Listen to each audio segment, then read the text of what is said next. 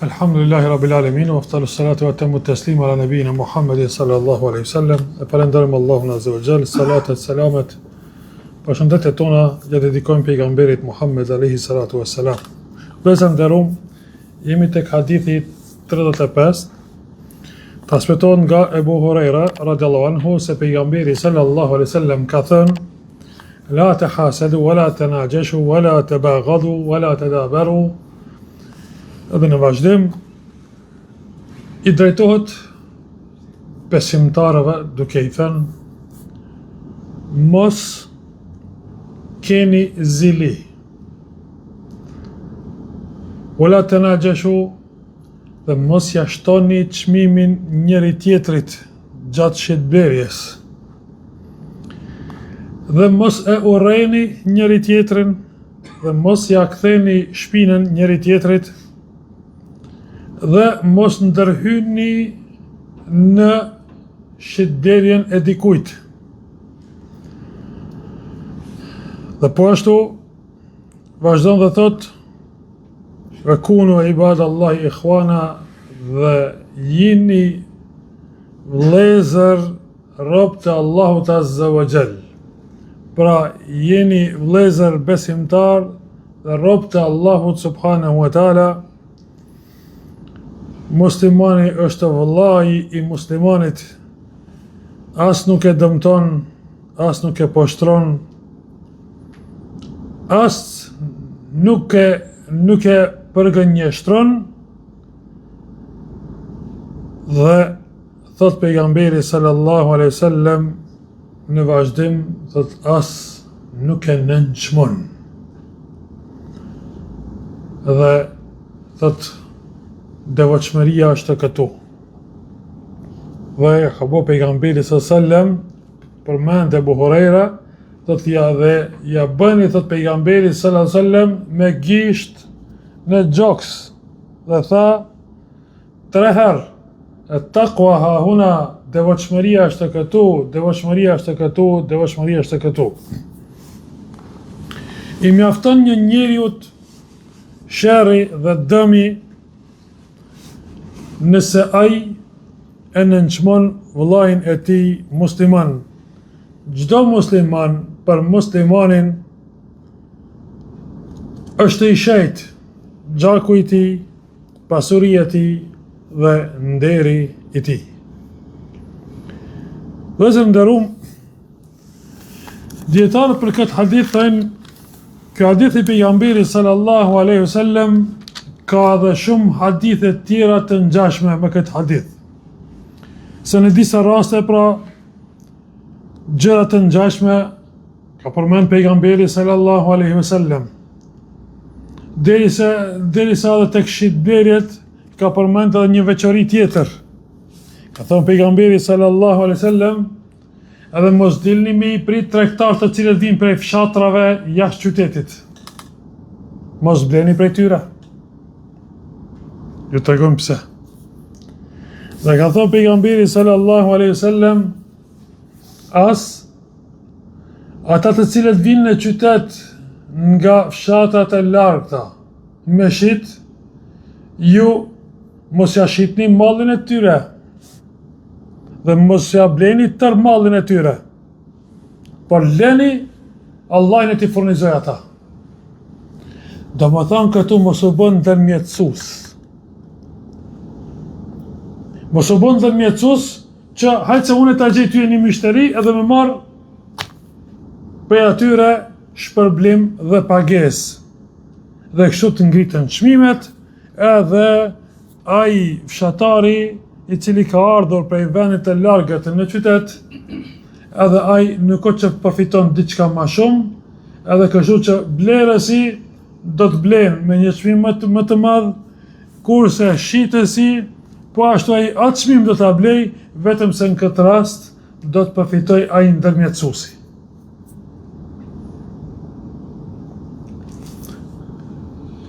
Përsëri do ta shpjegojmë hadithin e pejgamberit që ata që lexuam në fillim, por që tham hadithet e ngjashme ku pejgamberi sallallahu alajhi wasallam ka thënë as mos dilni me ble prej fshatarëve të cilët vinë jashtë qytetit mi takua dhe në ta dhe mi marrë ju mallin. Se që kanë bo në kohën e gjahiljetit, kur kanë ardhur me shit mallin në Medine, beduind nga fshatrat e largëta, ka vendbanimet e largëta, kanë pru mallin, kanë udhëtu udhëtim të gjatë, dhe ata vazhdimisht nuk vinë në qytet. Kanë ardhur rrallë, edhe nuk i kanë ditur çmimet se ka sa dhe si shiten. Dhe këta tregtar që kanë bë të Medines, kanë dalë jashtë Medines, i kanë prit në periferi, ja kanë marrë mallin, qa ki me shit, bjere këtë, ja kanë marrë mallin këtë. Ja kanë marrë mallin me një çmim të lirë, dhe pasaj kanë ardhur në treg dhe kanë shit me një çmim më të lartë. Andaj pejgamberi s.a.s. ka ndalu këtë shitblerje. Po leni, ka thënë le të vinë në treg, le të hynë në treg, edhe pastaj atyre të shesin mallin e tyre. E jo këta nuk kanë ditë çmimet, ata kanë shkuar kanë marrë me një çmim të ulët, edhe pastaj kanë ardhur më thënë në qytet dhe kanë shit mallin me një çmim më të lartë. Andaj, këtu do më thënë, për shkak se ndodh një mashtrim. Këtu ai shitësi po mashtrohet, pasi që nuk e din tregun dhe çmimet e tregut se sa janë dhe siç po shkon tregu aty. Edhe për me rujt pejgamberi s.a.s. edhe mallin e shitësit dhe djersën e shitësit, dhe po ashtu që pastaj tregtarët mos të luajnë me çmim dhe ta ngritin çmimin, të bëjnë monopol në çmim, ka leju i ka ndalu kështu të veprojnë, por ja ka leju që ata të futen në treg, edhe pastaj në treg le të shesin qysh të dojnë, pasi që të marrin vesh dhe të kuptojnë çmimet, edhe po ashtu blerësit të blenë direkt nga prodhuesit. Dhe kjo akoma vazhdon sot, për shkak, domethënë në shtete të ndryshme, që ankohen pra bujqit, ankohen se shkojnë firmat e mëdha, u marrin bujqive prodhimet e tyre që i kanë me një çmim shumë të ulët, dhe vinë në tregje dhe po atë mall u ashesin blerësve ndoshta me 10 fish më shumë. E këtu po dëmtohet blerësi dhe po dëmtohet po ashtu prodhuesi. Kurse po përfitojnë me mundin më të vogël, po përfitojnë pra ato bosat e që i kanë domethënë këto firma të mëdha. Dhe shpesh kemi has dhe shohim edhe në përlajme ku në shtetet të ndryshme ankohen bujqit, ankohen prodhuesit, se prodhimet e tyre po i shesin me një çmim shumë të lirë për shkak monopolit që po atë diktojnë atyre tregtarët e mëdhej. E këtë çështje pejgamberi sallallahu alajhi wasallam e ka rregulluar pra çështjen e tregut, çështjen me mbrojt konsumatorin dhe me mbrojt prodhuesin. Këtë çështje ka rregullu pejgamberi sallallahu alajhi wasallam qysh para 1400 viteve gjatë qëndrimit të tij, pra gjatë shpërnguljes së tij kur është shpërngul në Medinë.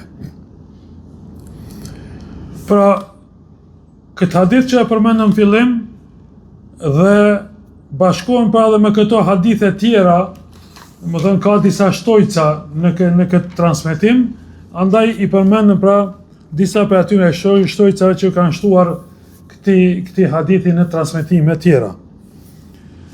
Këtu fillimisht pejgamberi sallallahu alaihi wasallam fillon me një ndalesë ku thot mos bëni zili, mos xhelozoni njëri tjetrin. Dhe pastaj ka vazhduar edhe ndalesa tjera. Por a thua pse zilin më së pari e ka përmend? Pastaj kanë ardhur domethënë gjëra tjera. Pejgamberi sallallahu alaihi wasallam e ka përmend zilin për shkak mëkatit të madh që e ka zilia dhe ziliqari. Për shkak dëmit që shkakton zilia dhe zilia ndoshta nuk duhet edhe shumë mund për me qenë njeriu ziliqar dhe me shkaktu domethënë dëme me zili.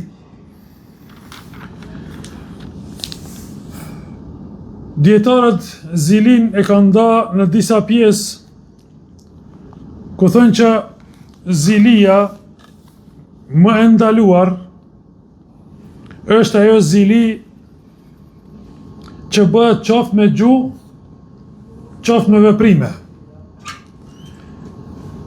Prej pjesës së parë të zilis, ka të bëj për ajo zili që dikush shpreson mu largu mirësia e dikujt dhe që ajo mirësi të kthehet te ky njeri.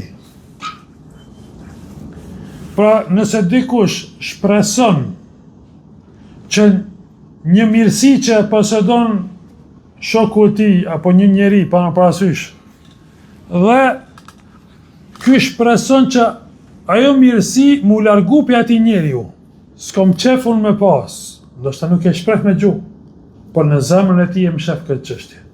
Nuk ka qef me pa pse ka këtë pasuri, apo pse ka këtë dituri, apo pse ashtu, apo pse ka këtë mirësi e kështu me radhë, dhe dëshiron që mirësia e tij të largohet, të pezullohet nga njeri dhe ky ta posedoj atë mirësi. Dhe lloji tjetër është që disa njerëz jo që dëshirojnë që ajo mirësi me u kthy tek ta, por nuk dëshirojnë njerëzit me i pa mirë apo atë njeri me pa mirë. Dhe kjo kanë thënë ky grup janë edhe më të këqij se sa ky njeri. Se ky njeri i parë, kjo pra ky i pari, po dëshiron që ajo mirësi me u kthy te ky. Ky jo që ka ndonjë interes me u kthy te ky, por ky domethënë ala më i sinqert për të keq se ai i pari. Ky hiç s'po du me u kthy, vetëm se s'po du edhe atë me pa mirë. Andaj këta janë prej ziliqarëve më të këqij.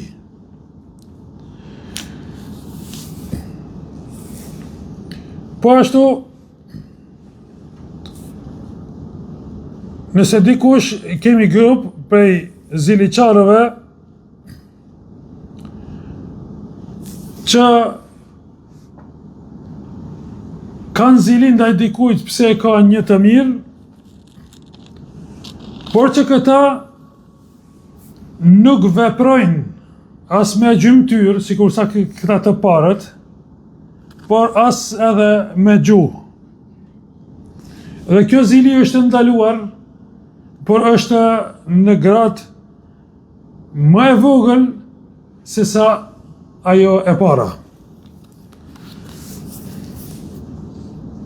Po ashtu e kemi dhe zilin tjetër. Kjo zili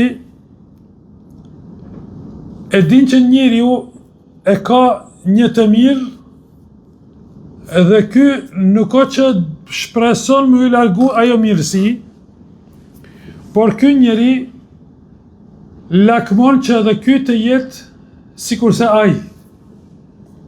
Dhe kjo kategori e njerëzve po ashtu ndahen në dy grupe.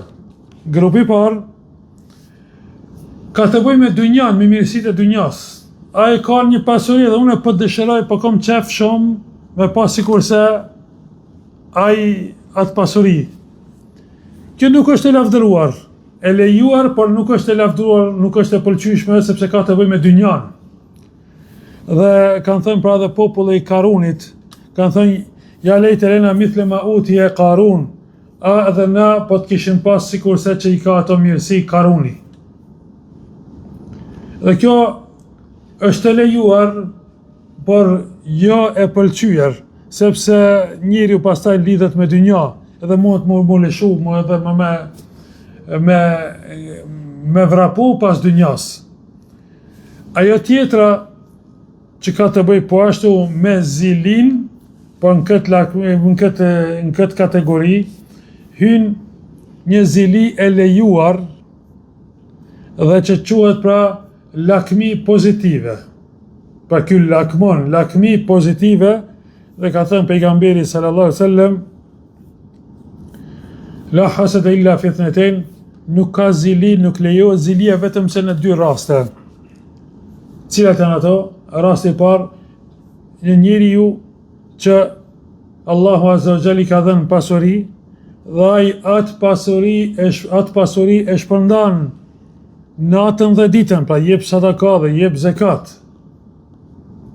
Dhe po ashtu, e thonë, dhe lejohet që njeriu të lakmoj një person që Allahu Azza wa Jalla i ka dhënë diturin fetare, ka dhënë pra librin e Allahut, diturin e sunetit të pejgamberit sallallahu alaihi wasallam, dhe ai njeri me atë dituri i bën Allahu Azza wa Jalla ibadet, fal namaz dhe shpërndan diturin, edhe këtu pra lejohet zilia, po jo ajo zili e ndaluar, por zili në kuptimin e lakmis pozitive.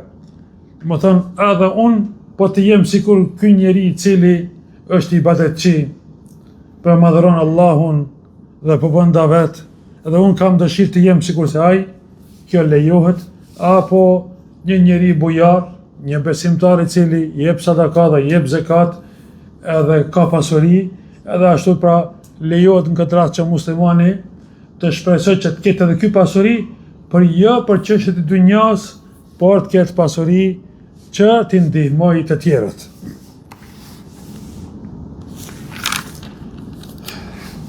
Për të këqijave të xhelozisë, vëllezër nderuam, është se ziliqari nuk është në pajtim me caktimin e Allahut Azza wa Jall.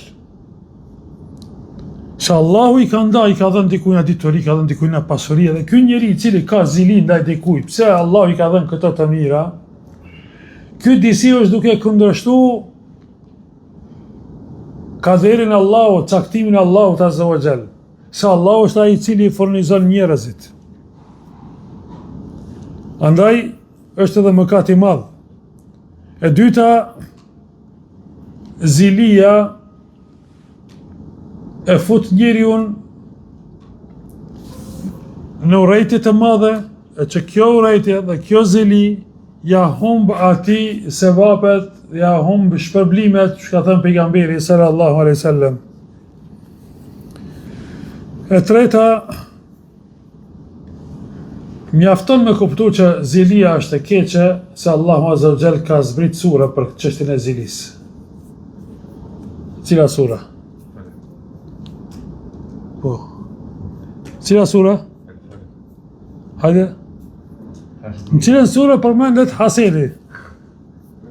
Ha? Se në surën Falak. Pra hasedi, zilia është në surën El Falak. Kul a'udhu bi rabbil falaq. Më thonë, na mëson Allahu të kërkojmë mbrojtje prej sherrit shejtanit, të sënës, dishkaje, magjistarëve dhe në fund, o min sharri hasidin idha hased, o Zot na mbroj prej sherrit ziliqarit kur bën zili.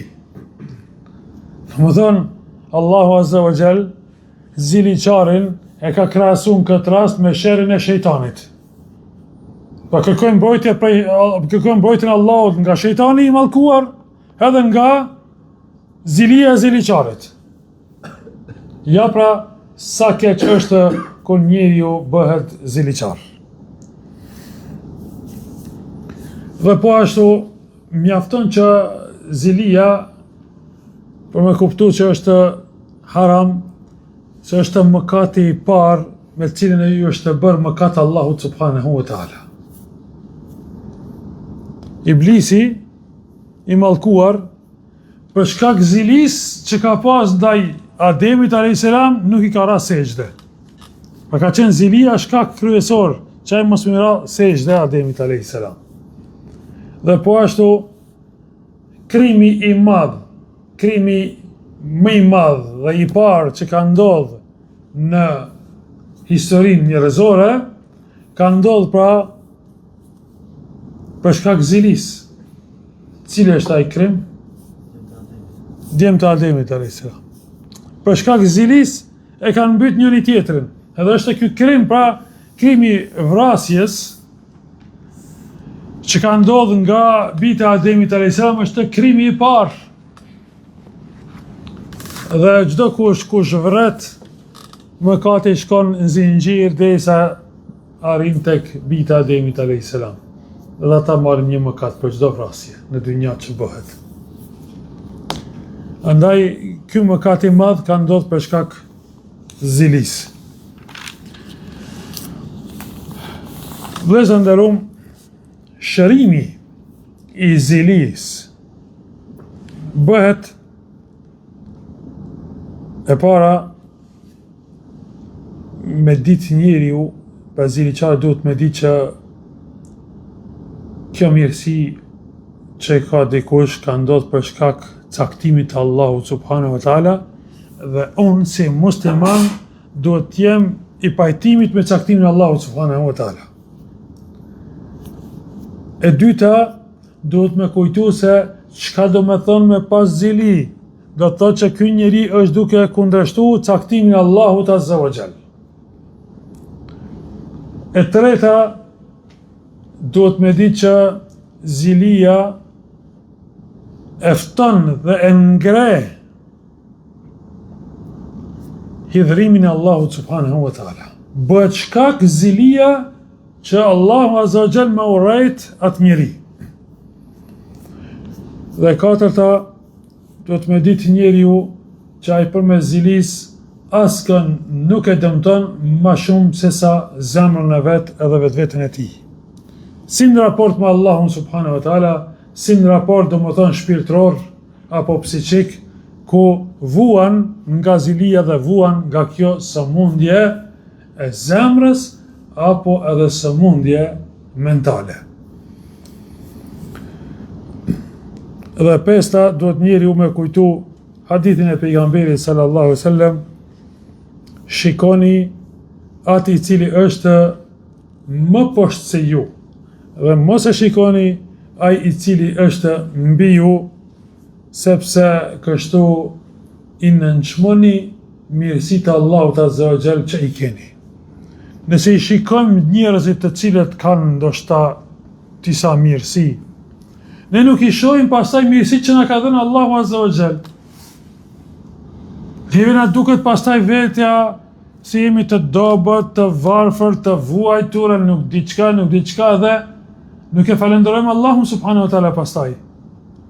Andaj, këshyra ati cili është më i dobët se ti, më i varfër se ti, më i sëmur se ti, e do ta falenderosh Allahun subhanahu wa taala për mirësitë që i ke. Dhe kush e falenderon Allahun azza wa jall për mirësitë që i posedon, ja shton Allahu subhanahu wa taala. Po ashtu, pejgamberi sallallahu alaihi wasallam në vazhdim ka ndaluar që njeriu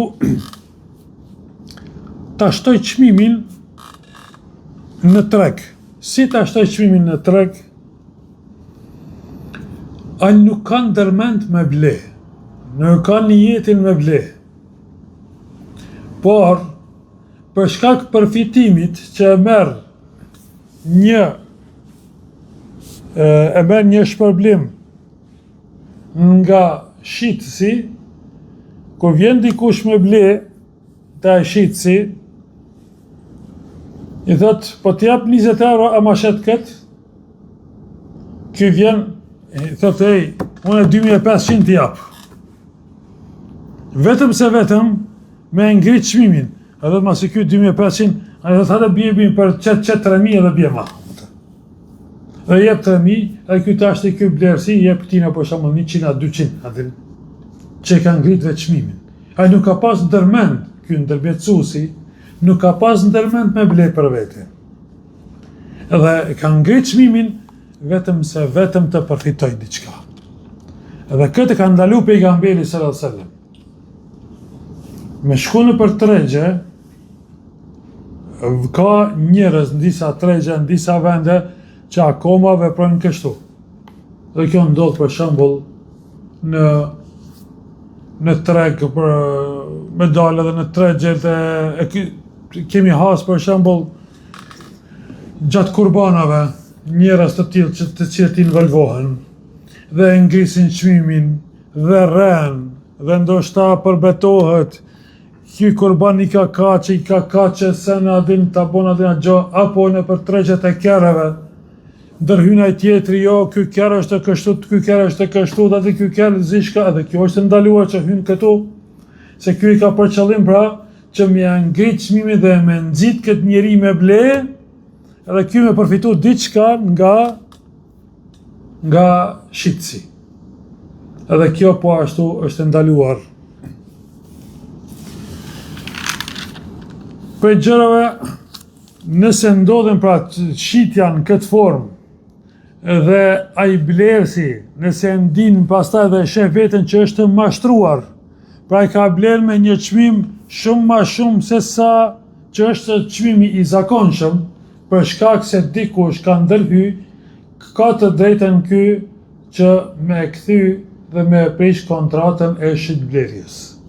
Pra fetarisht, nëse vërtetohet, ka të drejtë mu anku ky konsumator apo ky blerës që ka qenë i mashtruar, sepse çmimi në realitet qenë ka shumë më i ulët se sa ja ka ngrit ai person i cili ka ndërmjetësu. Dhe ky pra ka të drejtë me kthy atë mall tek shitësi, edhe shitësi e merr përsipër pradhin dhe duhet që t'ja kthej mallin, sepse ai ka qenë bashkëpunëtor me atë ndërmjetësuesin për mashtrimin e këtij blerësi.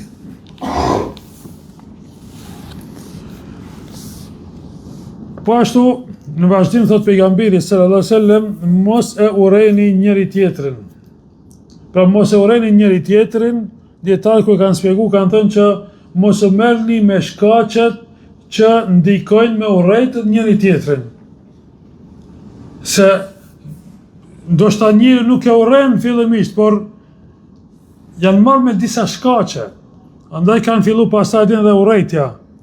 Pse, për shembull, gënjeshtra ka ndiku, apo ka ndiku gibeti, apo ka ndiku bartja e fjalëve, kam lejuar që dikush nga bart një fjalë prej filanit, e kam dëgjuar dhe atë fjalë, pastaj ka fillu edhe urrejtja prej meje ndaj atij tjetri për shkak disa fjalëve.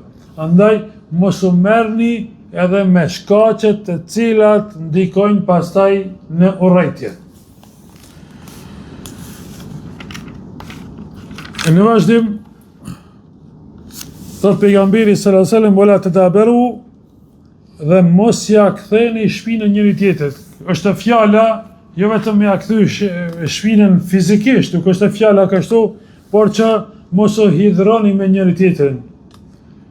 Mos u largoni prej njëri tjetrit, por bashkohuni dhe nuk i lejohet muslimanit të hidhrohet dhe mos e flas vllau i tij besimtar më shumë se sa 30. Përpos nëse është në interes fetar, për hir të Allahut azza wa jall diçka, atëherë lejohet edhe më shumë se sa 30, sikur se rasti i 3 sahabive që pejgamberi sallallahu alaihi wasallam pra ata njerëz i ka larguar në një farë forme, pra nuk ka fol me ta, dhe nuk ka dhënë selam atyre, as sahabit nuk kanë dhënë selam, për shkak domethënë që nuk kanë marrë pjesë bashkë me pejgamberin sallallahu alaihi wasallam në atë betejë. Tash pajtohet njeriu veç nëse fillon me selam, me i dhënë selam, por nuk ka fol me te, kanë qenë të hidhruar dhe ka fillu me i dhënë selam. Se pejgamberi sallallahu alaihi wasallam ka thënë, për më i miri prej tyre, prej këtyre të hidhruarve, është ai i cili fillon më së pari me selam, pra e përshëndet tjetrin me selam. A konsideron të pajtuar nëse i kanë dhënë selam njëri tjetrit?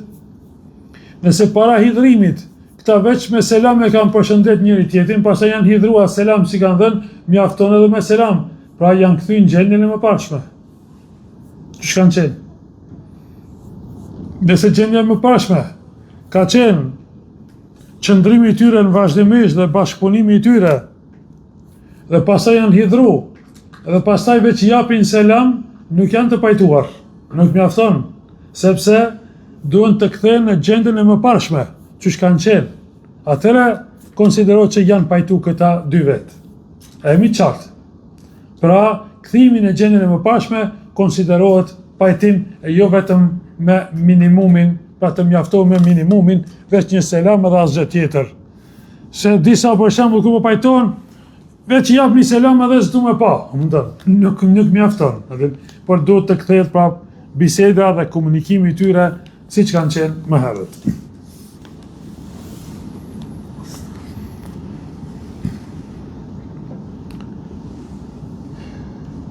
Po ashtu pejgamberi sallallahu alaihi wasallam ka thënë dhe mos ndërhyj dikush në shitblerjen e dikujt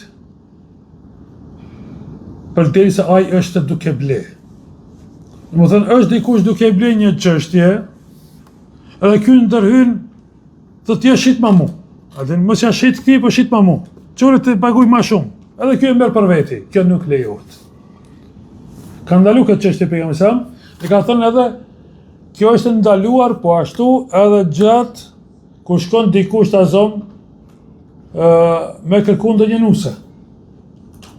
Dhe përderisa nuk i jepet një përgjigje dhe nuk mbaron çështja, nuk i lejohet që dikush tjetër tash pas e ka lyp filani çka unë ma adin që të ma japin mua nusën, adin që mos japin atij.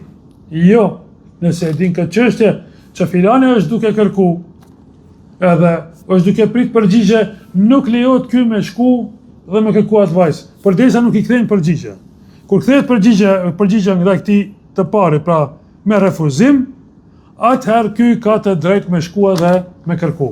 E përderisa familja e vajzës nuk kanë dhënë akoma përgjigje dhe ky person është në pritje, nuk lejohet të futet personi i dytë apo i tretë apo i katërt për me kërku pa dorën e asaj vajzës. Dhe kjo është e njëjtë edhe në shitblerje. Nuk lejohet që përderisa dikush është duke bler një tokë, na unë të shkoj para atij ta blej, adin t'i jap më shumë, mund të ta blej për vete. Apo në një makinë apo diçka tjetër. Dhe këto ndodhin shpesh gjatë shitblerjes. Ka dëgjuar që filani është në pazar dhe futet me aprish pazarin e të parit, edhe ky e marr për vete, kjo është e haram dhe është e ndaluar.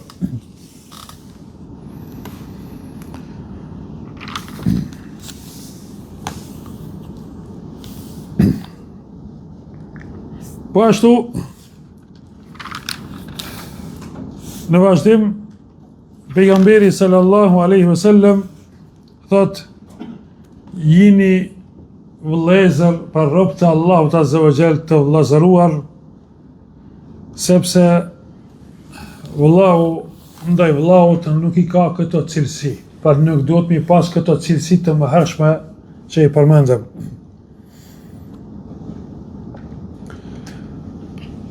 Haku i vëllaut besimtar ndaj vëllait tij është që të filloj ky i pari me selam dhe t'ja kthej selam nëse ai ka përshëndet.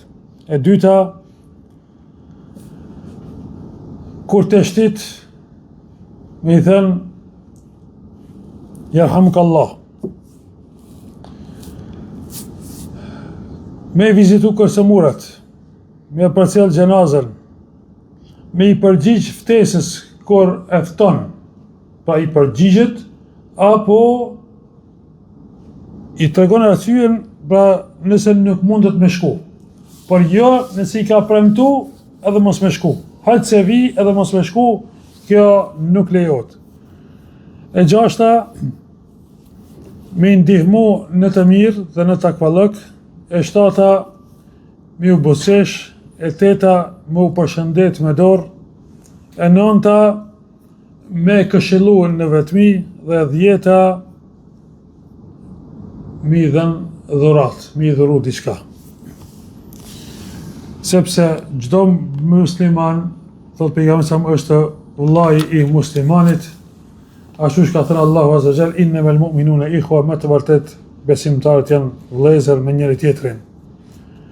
Përderisa janë vëllezër me njëri tjetrin, atëherë thot la yadhlimu, nuk e bën zullum muslimani muslimanit, as në shitblerje, as në asgjë tjetër. Është një hadith i pejgamberit sallallahu alajhi wasallam ku pejgamberi sa ka përmend që nëse dikush ka ble një lop prej dikujt, apo një dele, apo një dhi, dhe është ndaluar thotë që ky shitsi mos me mjel një kohë të gjatë lopën apo delen, gjë që t'i fryhen gjitë, edhe më pas taj ai blerë si kur ta sheh, po pas ka shumë qumë është. Pra është mashtrim. Dhe thot pejgamberi sa në këtë rast, nëse ai e ndin veten të mashtruar, nëse don me kthy e kthen, nëse don me majt e man. Okej, thot se kam problem shumë për qumë, është se po më duhet për mish apo diçka tjetër, është domethënë dëshira e atij personi, blerësit. Por nëse ndihet i mashtruar, se i ka pa që kinse për qëtë 20 litra qumë është, që i ka qitë ditën e parë, i qëtë për shemë 5 litra apo 10 litra. Dhe letja kthej, nëse do në me këthi, letja kthej lopën apo delen, dhe leti je pra një kilo e gjysë hurma. Për shkak mjelis që e ka mjel kjo qumshi që e ka marë, që pra sa 1 kilo e gjysë hurma. Për ta kthej lopën edhe këtë. Në më thënë, muslimani nuk e dëmton muslimanin as në këtë çështje, do më thënë, çështjen sa po qëtë tomër, s'ka po qëtë, do më thënë, e kështu të mëral. Dhe muslimani nuk e lën muslimanin në loq, që themi ne. Pra, aty ku duhet me ndihmu muslimanit, duhet me i dal krah. Jo me lën muslimanin me vuajt edhe me u dëmtu nga zullumçarët, për kur ka mundësi me ndihmu, duhet me ndihmu. Dhe muslimani nuk e gënjen muslimanin. Muslimanit i lejohet, apo tashti, kur lejohet me gënjy, ajo është pra në raste, si për shembull, kur është çështja për me mbrojt shpirtin, jetën, pasurinë e muslimanit, shëndetin e muslimanit, nga armiqet, ai në këtë rast, mos me tregu për muslimanin, ai duhet me gënjy dhe obligohet në këtë rast me gënjy armiqet që mos të dëmtohet muslimani. E dyta,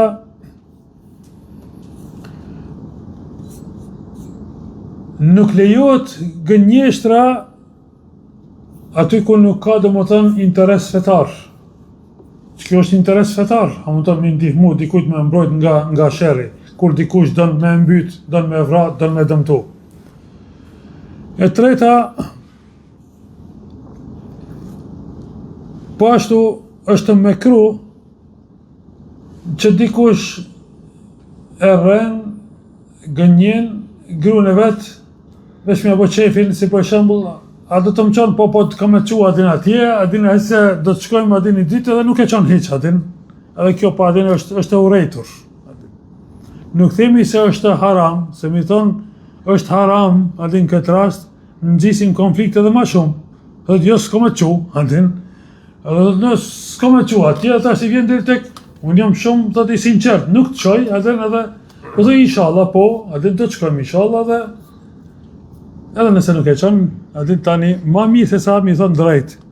Se drejt, i pthejhet zemra, edhe fillon dhe më thonë problemet, e kështu që pak ma letë. A më thonë, mos jetoj drejt, që ndoshta s'ki mundësi, me qu adin atje, me dërgu ku po të me shku, adin.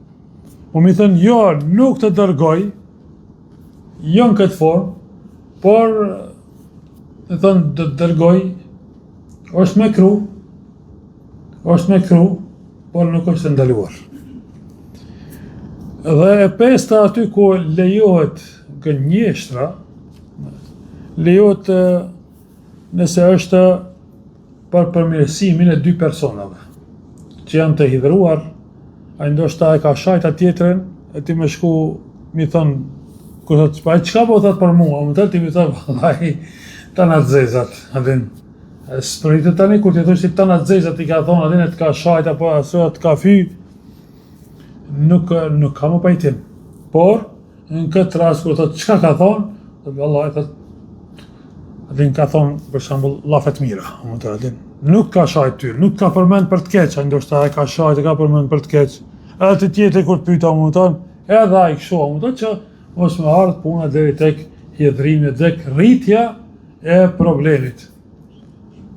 Edhe këtu po ashtu mi thënë drejt, Allah unë të kazoj drejt, të ka shajt, ka fyje, tani ai me nisë edhe me të keqe, me gjatë në rrugë, më rrej, për shkak se unë e folit të drejtën, ata më ngjit, më rrej, apo më dëmtu, apo më vra, Zotin e rujt. Pra, vëllezër nderuam, kështu na këshillon pejgamberi sallam, që muslimani nuk e nënçmon muslimanin, me nënçmu me fjalë fyse, ti ashtu, baba yt ashtu, fisi yt ashtu, ju jeni kështu, ju jeni ashtu, ju jeni edin, me fjalë nënçmuese, muslimani nuk e nënçmon muslimanin, as në çështje të pasurisë, as në çështje të dukjes, as në asnjë mënyrë. Dhe thot pejgamberi sa takallëku është këtu, nuk është vetëm në pamjen e jashtme, haditha Allahu nuk i shikon pamjen e jashtme që ka ardhur në hadith. Nuk i shikon as fizionomin tuaj, as pasurinë tuaj, por e shikon zemrat tuaja, me iman që i ke punë. Po dhe si thot pejgamberi sa takallëku është këtu. Jo veç sy e faqe, jo takallëku është këtu, 3 herë ka bëma e gisht me gjoks se takallëku, devotshmëria, sinqeriteti, frika Allahut Azza wa Jall është me iman, pra me zemër.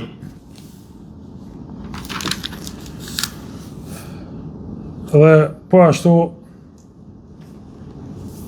thotë pejgamberi sa i mjafton një njeriu mëkati i nënçmimit të besimtarit, i poshtrimit të besimtarit. Sepse çdo musliman për muslimanin është i shejt, edhe gjaku i tij, edhe pasuria e tij, edhe nderi i tij, pra çdo musliman duhet me mbrojt pasurinë e muslimanit, gjakun e muslimanit, edhe nderin e muslimanit, në asesi me njollos pasurinë, gjakun dhe nderin e tij. Allahu na përmirësoft, Allah na falë gabimet. Elhamdulillahi rabbil alamin.